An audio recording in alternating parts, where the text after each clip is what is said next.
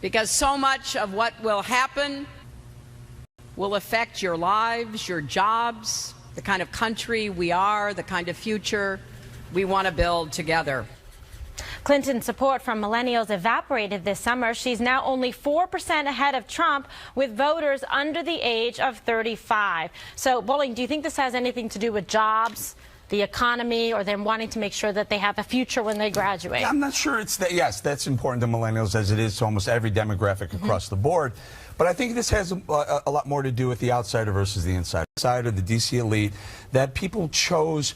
They chose Bernie Sanders first on the left. They chose Donald Trump on the right. They also, when Bernie Sanders was no longer an option, they went to the Libertarian candidate. They went to Johnson, and then the Green candidate, Jill Stein. If they're not on the stage, I think they immigrate back to the outsider, and that's Trump's.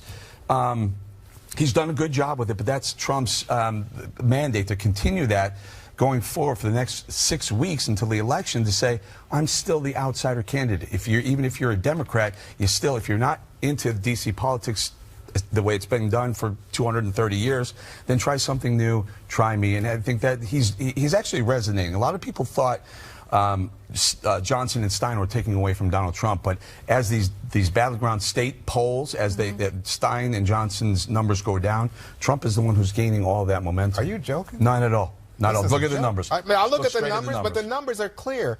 Young people, and we're talking millennials, so the audience knows it's people 18 to 35, and they have a strongly negative view of Donald Trump. And Hillary Clinton. No, well, they have trouble with it, but nowhere near. They are more supportive, in fact, of Hillary Clinton than any other age group. So even with the decline, and we know that they really like Bernie Sanders. They love Sanders' energy, and that's what we're really talking about. Can she energize this base so that they don't go not only to Johnson or Stein, the Libertarian and the Green Party candidate, but do they vote? So do they just stay home? So how do you, why is that, as Kimberly pointed out, why is that race tightening among millennials? I say it's a matter of previously that was like, you know what, I think I might vote for the third-party candidate. I just think Hillary Clinton's inevitable, not going to make a difference, and I really don't like her all that much, so I'll go for...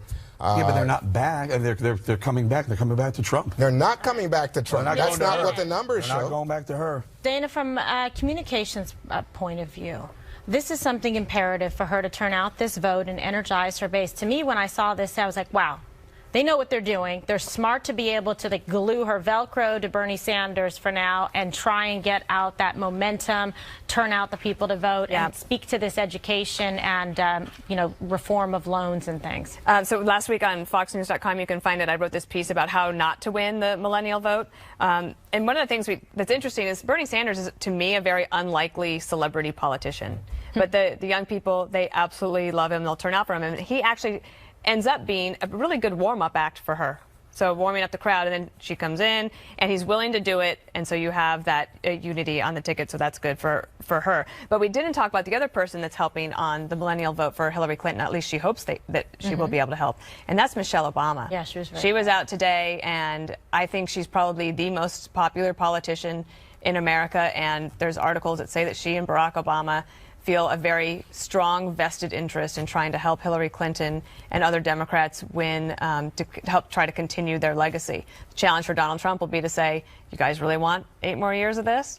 I think that it's the question of will the youth actually turn out. I think the problem for both of them is that they just feel uninspired. Barack Obama inspired them bigly. Bigly. Dana, on the Bigly point, in terms of what advice would you give, say, to Trump supporters and Trump surrogates to try to garner some of that energy and momentum and pull them in on the outsider field? I think it's a little bit hard. It's hard for me to say in terms of the millennial vote, and because of how they get information and share information. It's a really different. Apparently, both campaigns, and especially the Trump campaign, has done a really good job, like with Snapchat, something that, like, your baby boomer generation is not going to be looking at Snapchat, but they've figured out ways to target and to talk to millennials where they are. And I think this will be a little bit of an experiment to see how the turnout ends up on Election Day. Yeah, well, you love Snapchat, and that's the millennials love it. Greg, can I just point one more thing out? Donald Trump has 25 million followers between Twitter, Facebook, and Instagram. And if you add in the kids, it's up to Snapchat, 30. I guess. And 30, yes, to a certain extent, but 30 million between. And Hillary Clinton's probably about 30% fewer followers on her side. So he may be winning the social media war. Or maybe they're following him for other reasons, you know, like for news reasons. Yeah. Greg, you're always entertaining. Thank you. Yeah, I talk to a lot of millennials. I'm actually kind of sick and tired of this obsession with generation. The fact is, if there's one thing you learned about this election, is that the two most electrifying phenomenons among millennials are two senior citizens. So this assumption that only youth appeals to youth is BS, and maybe we should stop worrying about what the kids want and focus on, say, ideas or something that is beyond what the people tell them they must believe. And I think that's amazing. It's not about age, it's about ideas. We're actually seeing, you know, we've been told that you can only empathize with people who are just like you. You know, only whites can understand whites, only blacks can understand blacks, and how dare you try to empathize with anybody else. And you have two people, when you combine their age, it's like 370. And young people are actually going to them. They rejected the younger candidates. I saw an intriguing trend when we were at Hofstra. All my experiences on college campuses have been with the typical lefty student protester going back to the late 80s. That's all you saw. But on Monday, you saw just as many non-lefty protesters and activists there. For the longest time, the left had owned the turf of academic dissent. They were the ones that were out there. And all the other students would just shut up and say, that's for them. We'll go study electrical engineering.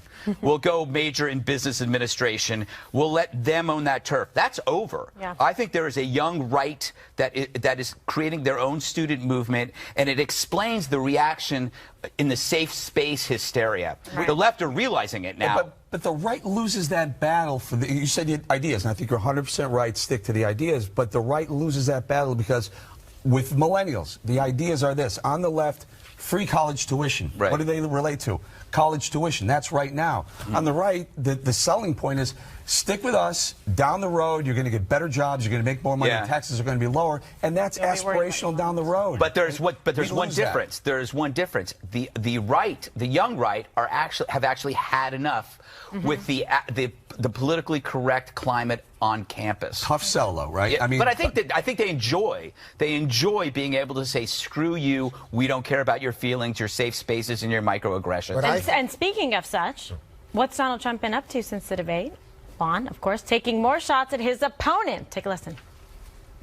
The single weapon that Hillary Clinton has. I mean, she couldn't even pass her bar exam in Washington, D.C. She failed it. The single weapon that she's got is the media. Without the mainstream media, she wouldn't even be here, folks. That I can tell you. We're going to get rid of that crooked woman. She's a crooked woman. She's a very, very dishonest woman. Okay, so Juan obviously taking shots at Ms. Clinton there, saying that she's a crooked woman. He didn't use any of that language or make personal attacks against her during the debate. Your thoughts on this? Well, one thing, I think he shouldn't have said woman, because I think at the moment, given all that's going on with Miss Universe and the Clinton campaign using that to great advantage, a Latina beauty pageant contestant who says that Trump offended her and complained about her weight.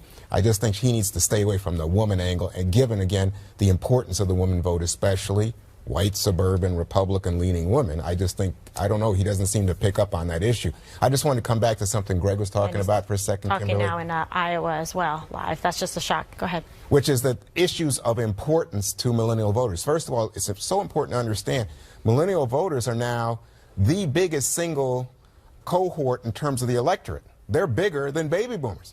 And for them, the issues that really matter are so interesting to me. They really like Obamacare. And I know it, especially Dana, will tell me, oh, Obamacare's tough. But they like it. They like this idea of that social safety net. They really like the idea of having help with their college loans and debt. Social safety net issues are just so critical to them. They do not like Wall Street. They don't like big business. They think, you know, that's just not great for them.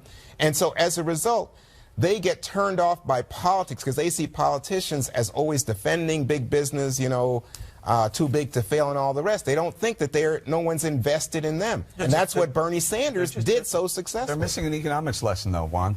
because you can't pay for Obamacare and free college tuition without business generating jobs and income and tax revenue. But Dana, how do you sell that then? How do you message it to that group if you're a conservative? Well, and I was thinking along the same lines, and how difficult it is then to keep on ideas and only talking about ideas rather than on personalities, because the basics of economics are not filtering through on that level. And so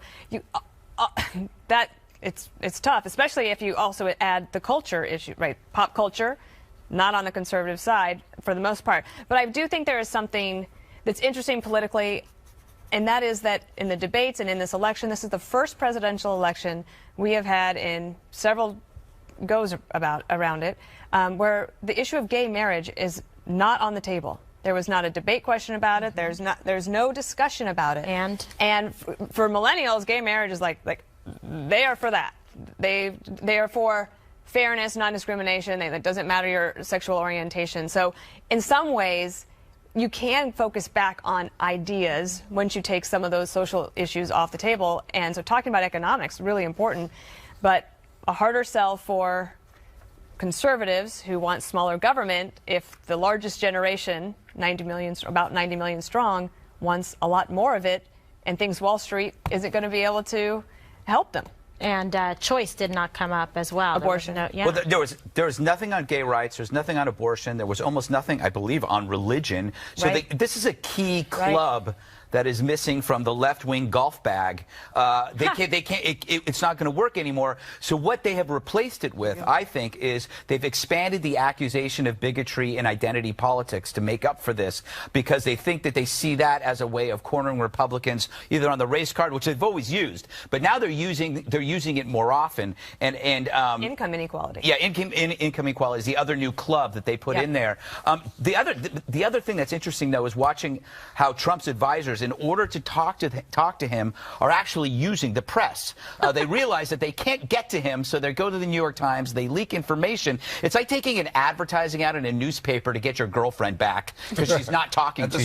That doesn't work. I've tried it. Yeah. But the social justice part, the racism, that generation's very much into social justice. On the gay issue, the equality. All right. Okay. All right, we got to go. I'm sure you can I got to get. imagine. I've got a party. It's time for you to leave. The FBI back on the defense on Hillary Clinton's email investigation. New stunning details on what the agency found on the computers of top aides who were granted immunity. Next. You can call us wrong, but don't call us weasels. We are not weasels. We are honest people. And we did this in that way. Whether you disagree or agree with the result, this was done the way you would want it to be done. Heated moments on Capitol Hill today as Hillary Clinton's email scandal was front and center once again. The FBI's director still adamantly defending his bureau's decision to clear the Democratic nominee of criminal wrongdoing. James Comey gave new testimony earlier on immunity deals that were granted to some of the secretary's top aides, including her former chief of staff, Cheryl Mills. Who authorized granting Cheryl Mills immunity? It's a decision made by the Department of Justice. I don't know for sure what the negotiations involved. I believe her lawyer asked for act of production immunity with respect to the production of her laptop. But again, the FBI wasn't part of those conversations. Doesn't it concern you as an investigator that your chiefs in the Justice Department decided to become an immunity-producing machine? I don't think of it that way. Doesn't strike me there was a lot of immunity issued in this case. My overall reaction is this looks like ordinary investigative process to me. He also revealed what was found on Mills's laptop, along with another aide granted immunity.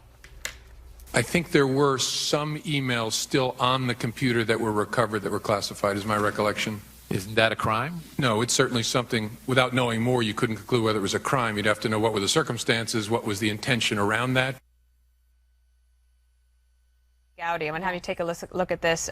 He was a former prosecutor, and so he was the chairman, and he was talking to the FBI director earlier and said this. What concerns me, Director, is when you have 5 immunity agreements and no prosecution, when you are allowing witnesses who happen to be lawyers, who happen to be targets, to sit in on an interview. That is not the FBI that I used to work with. I hope someday when this political craziness is over, you will look back again on this, because this is the FBI you know and love. This was done by pros in the right way. That's the part I have no patience for. Interesting thing about that exchange is that they are friendly, they know each other, and they have a lot of respect for each other, but very different opinions on the matter. What do you think? Look, that was a lot of passion coming from Comey, and he was trying to defend, you know, the rank and file and the agents that were assigned to the case. And the reports from FBI agents are those that were on the investigation had to sign non-disclosure agreements. So then you're worrying about your pension, worrying about, you know, your future and the career that you've committed to and invested in. So I think that's interesting. And then I understand also, as a former prosecutor, why Trey Gowdy's upset, because when you hear that litany of facts and information and then just kind of a preposterous conclusion that doesn't seem to make sense, and then you start to peel away at it and you say, okay, wait a second, why were all these people just granted immunity?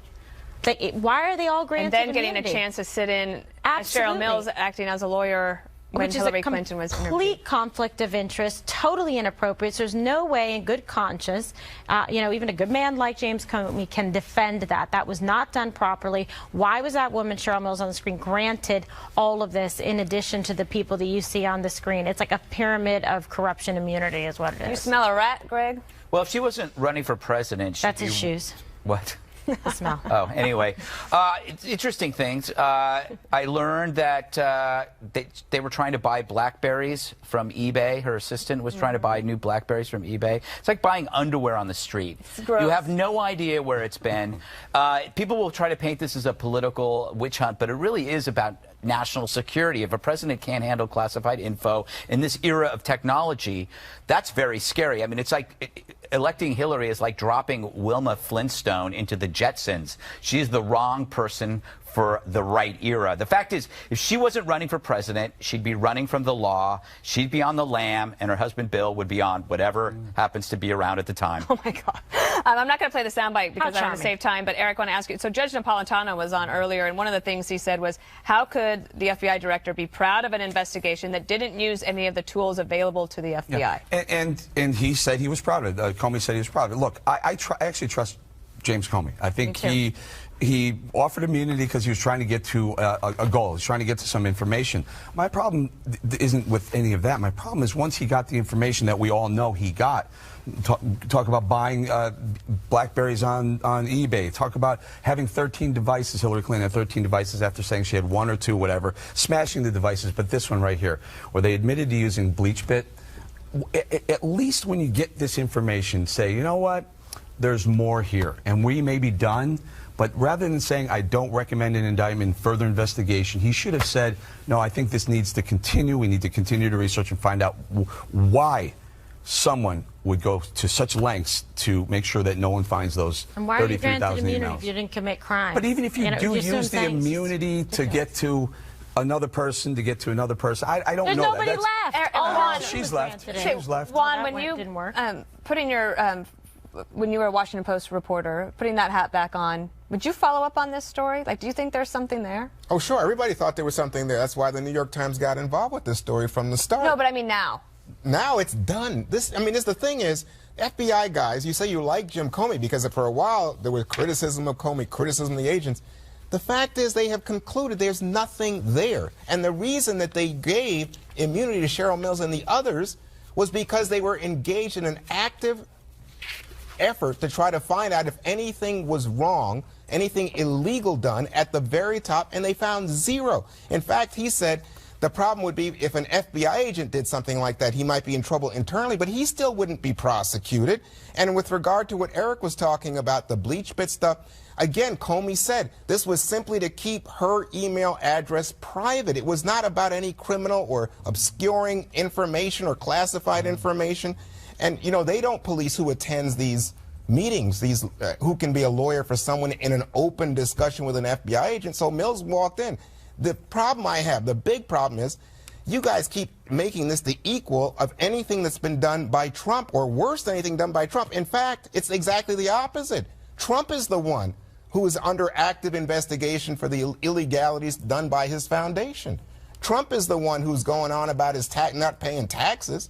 Well, but those issues are not regarding national security and classified information. And neither as a federal is this. employee. This is settled. Of course it is. This is settled. This is your done. mind, it's settled. Juan. Not my mind. I'm not Jim Comey. Well, maybe it's okay. Well, that's a good point. Yeah, very good point. Maybe I don't trust Comey anymore. All right, Director Comey also. Take it back, yeah. This is. We don't have any more of this. Oh, Director Comey. I was like, no, I don't want to do the Judge Napolitano saga because we don't have time. So now I've even wasted more time. But Director Comey also talked about America's terror fight, and he's warning of a threat like we've never seen before after we win the war against ISIS. And Greg has all those details when we return. Not really. FBI Director James Comey said the U.S. should expect a wave of terrorists once we get ISIS out of Iraq and Syria. Roll it. The challenge will be, through the fingers of that crush are going to come hundreds of very, very dangerous people.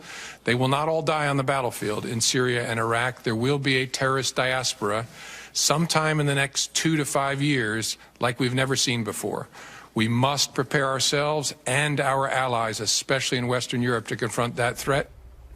Diaspora. I think I caught that at Chipotle. It's on the toilet for 3 days. Oh, come on. God. So what's he talking about? He's talking about Skittles. Remember the meme, would you eat a bag of Skittles if you knew some were deadly? It described how one might look at refugees in the age of ISIS. Today, it's easier for bad people to infiltrate good places and kill good people by blending in with good people fleeing bad places. So we got to sift through the Skittles to make sure the good get in, not the bad. Wait, did I just say humans are Skittles? No, I used a simile to describe the risk, which upsets the media who likely majored in humanities in college where they OD'd on metaphors and similes, writing bad poetry in coffee shops. To the left, similes are like guns. They're evil unless they have them. Note, that's also a simile. They're not really guns. But Comey's other warning, the killers aren't abroad, but they're now within. With homegrown evil, the Skittle thing doesn't work anymore. Right. What simile does? Our immune system. We spend time and money strengthening our body's own defenses against threats within and without. Left or right, we all harden this soft target with exercise, nutrition, preventive checkups. Why do we embrace this with our health but not with our nation? It's a good question, one we must answer before a country catches something terminal. Are you saying refugees are like smoking? Yes. No, I'm saying that we have to look at our borders and look at our military and look at our national security as an immune system. Your simile, the immune system, the body, right? But the Skittles are out of the bag, put Eric. Something in it yes. that could risk the whole system. Yes. Yeah, that's why I vape. Vaping is good. Is like the visa program. Vaping is like the visa program. But the Skittle bag comes with one inside already. Right. There you go. So. Well, that's Well, a wrap. I guess we fixed that one. Hit the tee. I'll see you guys later. I'm longer, going to go going across the Langens to have a beer. You want to I'll argue with you. Yeah, sure. I'll argue with you. Of course. No, because I'm a humanities major, philosophy major, right? Yes. And I used to hang out at coffee. I didn't have much time for coffee shops, but I like coffee. Yes. Now, anyway. But my point to you is, you're picking up on this. Is it Donald Jr. who used the Yes. Skittles analogy? Yes. And even, is it Mars who makes Skittles? I don't know. I think it's Mars. I think so. Yeah. Even the Mars people said, you know what? Skittles are not human beings. That settles it. That wasn't- Mars has settled the argument. Yeah. No, they just didn't want, being literal. They didn't want bad press. They didn't want- no. They said it had nothing. In fact, they said that explicitly. Nothing to do with bad press. This is contrary to our values as Americans. So let me just say to my values to you, you know what? If it was a matter of a couple bad Skittles, I wouldn't eat any, right? I wouldn't eat the thing. Is so That right. raises Do point. you notice But my point what to the you board is- says? exact The point. ISIS threat. That's the picture behind Wow. this. People But are like, my point what? to you is that with human beings, This is so you have a crazy. whole different set of standards because you realize that our country's history is very proud about welcoming refugees I understand. fleeing oppression and terror. I know. So go ahead, you're smirking at me. Tell me. No, I was thinking if everyone I said you were a understand sinking this is ship with the Titanic, write a note and complain. Okay, well, so here's the headline What? of the good news. Please, enough of the Skittles. Yes, Okay. go for Honestly, it, I Kimberly. prefer the Fruity Mentos. So Comey is saying, yes, good news. The caliphate will be crushed. Okay, however, there will be this terrorist diaspora that will remain in its wake as you have an insurgent movement of different terrorist factions that try to come together. And what will they do? They're going to flee the burning building, i.e. Raqqa, et cetera, where ISIS and the come here. caliphate is Or the to nerve Europe. center. And they're going to come here, and they're going to come to Europe, and they're going to hit the West. And then part two of badnews.com is that they already here, and that you've seen even the effectiveness of one individual acting in the name, whether you call it inspired or directed. Nevertheless, the outcome is the same, that they are creating acts of violence and jihad here on our soil. Dana, and Skittles can't save you. Yeah, it really is about softening hard targets. Now, if somebody is here, you can compare St. Cloud, where a man had a gun, with San Bernardino, where there was none, and you can see that the answer is softening hard targets where it's possible. It's not just, that's not the only answer, hardening soft targets. Hardening soft targets. Yeah, hardening. Sorry, it's all those Viagra commercials. Why? Call us in 4 hours if you have a problem. Okay, Don't I look think at it's me. part of an overall problem. I'll tell you, Cameron. Overall problem, yes, what you're saying is true about the targets. But it's not just the people that's the problem that we have to fight. It's the ideology. Because the people will keep coming. And so that's where on Monday night's debate, we did not have a conversation at all from the two candidates who are going to have to help us to continue fighting. The war on the ideology is not just the people. And I would commend to people, there's an article on a great website called War on the Rocks, and it's called The Coming Jihad in Russia. And it's about the soft underbelly of terrorism that basically is filtering up through the ranks in Russia. So it's not just America that has this problem, it's civilization that has the problem. You always give the viewers reading material with every single comment. I also... Lisa Simpson. What, Eric? I'm done. No, you are. Yeah, I'm good. You're good? Good to go. We need more resources and more imagination. All right. To win. Deadly force. Okay. We could keep going. We could. Let's do it. Or let's take a break. Okay. Howard Dean is trying to make himself relevant again. But did he cross the line, get it, because of cocaine, with this accusation about Donald Trump? That's next. Howard Dean is off the rails again. Another pun. Yeah, there you go. Insanely, former presidential candidate and former governor, liberal loon Howard Dean, had this to say about Trump's debate performance, keying on the sniffling that the mic was picking up. Howard Dean tweeted this, quote, "Notice Trump sniffling all the time, coke user, question mark." Dean then doubled down, telling MSNBC this. You can't make a diagnosis over the television. I would never do that. But he has some interesting, that is actually a signature of people who use cocaine. I'm not suggesting that Trump does, but I'm suggesting we think about it. May I just say, Dr. Dean, that's mighty rich, taking a shot at a candidate for sniffling sound. Who can forget that sound you are known for? Listen. And then we're going to Washington, D.C. to take back the White House. A little pot calling the kettle black, may I ask. KG, Or on the Dr. rail. Dean Yeah. dropping a coke reference. You know, that was ill-advised. That's not helping him. It's not helping Hillary. She's not going to want him to say that. It's just, you know, there's no evidence or proof of that. Now he's going to have a target on him for the rest of his life. He's going to regret that statement. You know, you shouldn't say something like that because that's quite disparaging to say that somebody has a drug problem or was like doing cocaine before the debate. Donald Trump doesn't even drink, so that was a little bit bizarro. Juan, should Dean walk that back? That's up to Dean, but I must say I'm interested. You know what he did? What? He said that the press should ask him. So he's trying to keep this story alive because here we are talking about it, so we're giving it attention. I mean, it's unbelievable. But because I don't think it's fair politics, but that's the way politics is played these days. This gets into the culture. People pay attention to it. And, you know... So you're pushing back on Dean's I don't assessment. like it. Okay, good. Dana, your thoughts? Well, I don't like it, and I didn't like it when people were suggesting that Hillary Clinton had Parkinson's and that she had needed some sort of assistance to get up the stairs because the thing that was a flashlight was something else. I mean, all of it is preposterous. She shouldn't have lied about her pneumonia, but now that is all set aside. I think that Hillary Clinton actually has an opportunity to push back against Howard Dean and show a little grace towards Donald Trump. That would probably not be a bad thing to do. Yeah, he's one of her biggest supporters, too. He's out there, right? He's a surrogate? Surrogate for her. Greg, your thoughts? It's clearly he's on angel dust. Anybody who shouts like that, it's an obvious symptom of a clear PCP addiction, probably a long-term one, I'd say, going over decades. The real point is nothing matters anymore. You can say whatever you want. The bar has not been lowered or heightened. The bar no longer exists. When you could say a POW is not a war hero, you can say that. When you make fun of a woman's face, you can say that. Don't ask for an apology. Too late for apologies. You lost it. Yeah? Well, remember, Greg is the one who did a wonderful segment of showing all the snorting and sniffling. So I guess Greg is reminding me of old times. He was having some fun with it. Can I just for old times, see the Dean stream one more time, just for fun? And then we're going to Washington, D.C. to take back the White House. Yeah! I'm afraid that's contagious. I don't All right, let's leave it right there. Juan's next. He's very excited to tell you about a new endorsement for Hillary Clinton, making some news today. Stick around, Glenn. What an election. All kinds of wild things going on. Another newspaper has endorsed Hillary Clinton. The reason why this one's especially noteworthy is because it's a paper that's never backed a Democrat before in its 126-year history. The conservative Arizona Republic has chosen to back Clinton over Trump because, quote, the 2016 Republican candidate's not conservative, and he's not qualified. The challenges the United States faces domestically and internationally demand a steady hand, a cool head, and the ability to think carefully before acting. Hillary Clinton understands this. Donald Trump does not.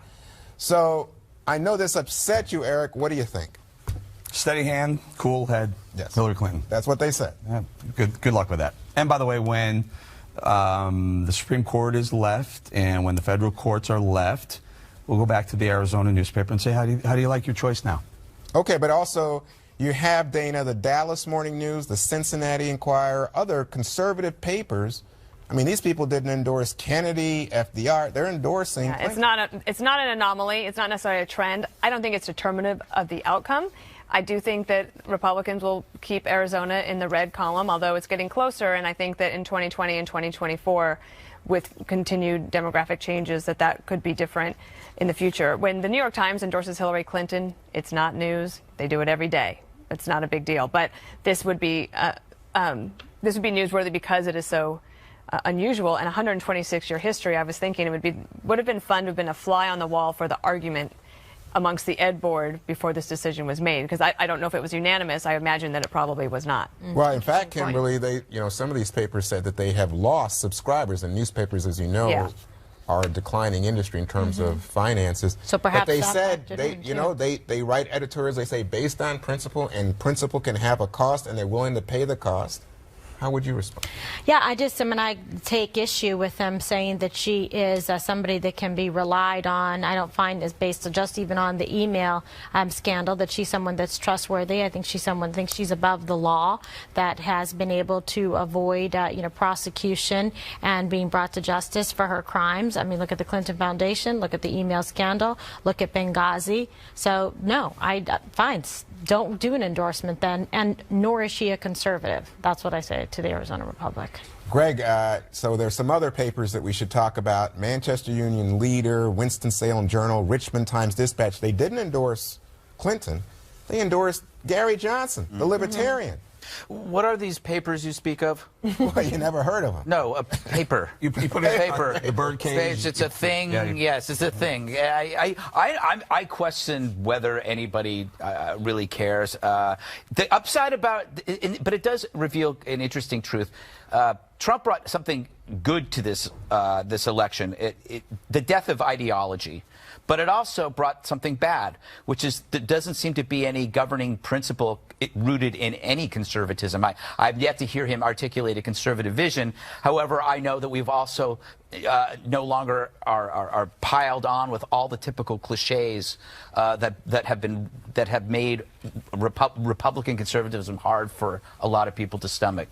Well, what do you mean? Are you saying that with death of ideology, you mean that these papers say they're conservative, historically they have been conservative, and you're saying despite the fact that they're conservative and Republican, they're willing to veer off, and that's the death of ideology? Well, no, I mean, they're actually sticking to their guns, and that should be admired. However, they probably shouldn't have endorsed Hillary. Why? Because she's not a conservative. Right. And that's the whole. This is what the bifurcation on the right is all about, right there. If you don't like Donald Trump and you feel that you can't pull a lever for Donald Trump, that's fine. But then when you go ahead as a conservative or Republican or whatever on the right and decide you take it one step further and not only not vote for either one of them, I'm going to go ahead and vote for Hillary Clinton. I mean, that is the death of the right there. That defines death of the right. Don't you think that Trump is the one that has exploded and imploded the Republican and the party in the conservative movement? Sure, maybe it is. Maybe the right is it's time. They've said, let's try something new. All right, we're going to try something new. One more thing up next. That's old.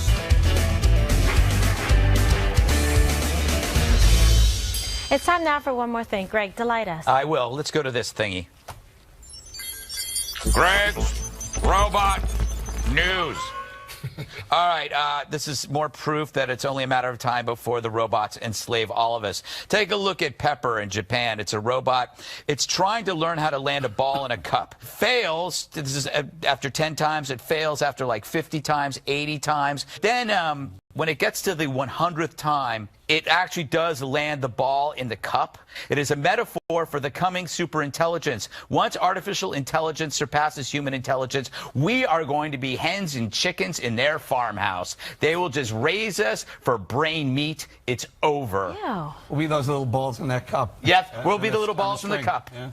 The little balls. All right, another terrifying moment from Greg. Thank you. Eric. Okay, so we'll check it out. What say you? The race is literally tightened up almost to a lock dead even. That looks like a gun, Eric. Do you know how long this took me to make, by the way, Greg? Gosh, I'm feeling a microaggression. So I think it's going to come Why down did to this take an Florida. hour? Donald Trump has to have Florida. If he doesn't have Florida, it's game over. Florida breaks down this way. The panhandle, northern part of Florida, is Republican. It's going to break Republican.